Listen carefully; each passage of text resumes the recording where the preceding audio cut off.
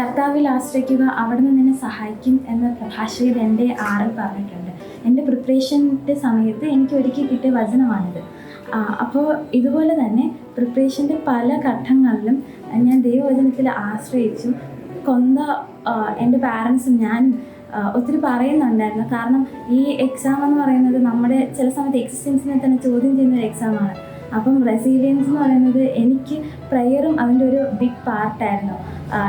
എൻ്റെ കുടുംബത്തിലുള്ള ആൾക്കാർ മാത്രമല്ല എനിക്ക് വേണ്ടി പ്രാർത്ഥിച്ചത്, ഒപ്പം എൻ്റെ ഇടവകയിലെ എൻ്റെ വികാരി അച്ഛനും മുൻ വികാരികളും ചർച്ചിലെ ഒത്തിരി മെമ്പേഴ്സും എല്ലാവരും എനിക്ക് വേണ്ടി കഠിനമായി പ്രാർത്ഥിക്കുന്നുണ്ടായിരുന്നു.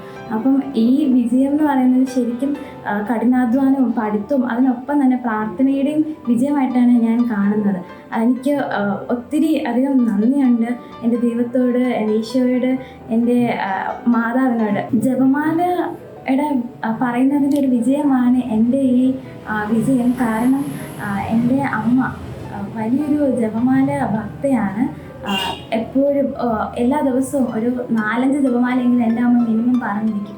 ഞാൻ എന്ത് പ്രശ്നം ഉണ്ടെങ്കിലും ഞാൻ എൻ്റെ അമ്മയുടെ അടുത്ത് പോയി പറയുമ്പോൾ അമ്മ പറയും, നീ കൊന്ത പ്രാർത്ഥിക്കുക, എല്ലാ പ്രശ്നവും മാറും. ഒരു കൊന്തയ്ക്ക് തീർക്കാൻ പറ്റാത്ത ഒരു പ്രശ്നവും ഈ ലോകത്തില്ല എന്നാണ് എൻ്റെ അമ്മ എൻ്റെ അടുത്ത് പറയാറ്. അപ്പം എനിക്ക് ഹെസിറ്റേഷനൊക്കെ തോന്നും, അമ്മ ഞാൻ പറയുന്നത് മനസ്സിലാക്കുന്നില്ലല്ലോ എന്ന്. പക്ഷെ അവസാനം ഞാൻ കൊന്ത പ്രാർത്ഥിക്കാൻ തുടങ്ങുമ്പോഴത്തേക്ക് എൻ്റെ പ്രശ്നങ്ങളൊക്കെ എങ്ങോട്ടോ പോകുന്നത് പോലെ എനിക്ക് തോന്നും. ഈ എക്സാമിൽ ത്രൂ ഔട്ട് എവറി സ്റ്റേജ് ഞാൻ കൊന്ത ചൊല്ലിയിട്ടാണ് എക്സാമിന് പോയിക്കൊണ്ടിരുന്നത്. ആദ്യമൊക്കെ ഞാൻ പതറുമെങ്കിലും ഇൻ ബിറ്റ്വീൻ എനിക്ക് സ്ട്രെങ്ത് വരും, കോൺഫിഡൻസ് വരും. അതൊക്കെ ഞാൻ പലവട്ടം അനുഭവിച്ചറിഞ്ഞ ഒരാളാണ്. അപ്പം ഞങ്ങൾ ജപമാല വഴി ഒരു നല്ലൊരു റാങ്ക് ഇന്ത്യൻ ഫോറിൻ സർവീസ് ആദ്യ അറ്റംപ്റ്റിൽ തന്നെ ഒത്തിരിയധികം പ്രാർത്ഥിച്ചിട്ടുണ്ട്. അതിൻ്റെ അനുഗ്രഹം മാതാവ് എനിക്ക്, എൻ്റെ കുടുംബത്തിനും എൻ്റെ നാടിനും എന്നിലൂടെ അനുഗ്രഹിച്ചു എന്ന് തന്നെയാണ് ഞാൻ പൂർണ്ണമായും വിശ്വസിക്കുന്നത്.